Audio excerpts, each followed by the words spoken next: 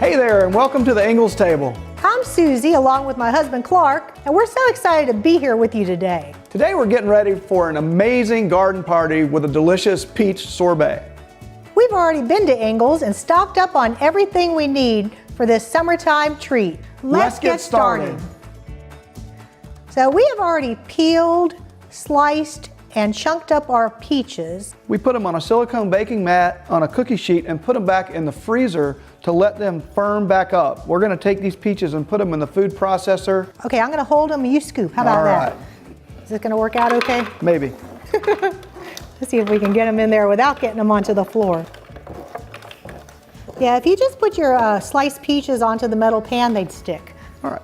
So we made simple syrup a little earlier and had this in the refrigerator. We got a quick tip on the website that you can check out to see how to make that simple syrup. I'm going to add that simple syrup to the food processor.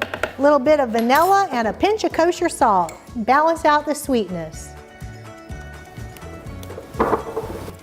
That's it. You put the lid on it and process this until it is nice and smooth consistency.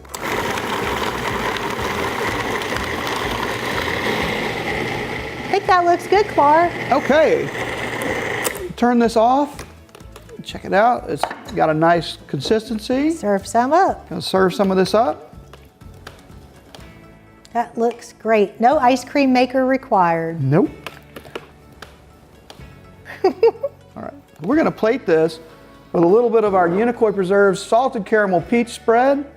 And I like to shop in the Ingles bakery at this time of the year when it's so warm you don't really want to turn your oven on. We found these great salted caramel cookies that taste just like homemade. You could really fool your family with these. They think you've been baking all day. But we like to serve it just like this. Do that. A little sprig of mint for some color.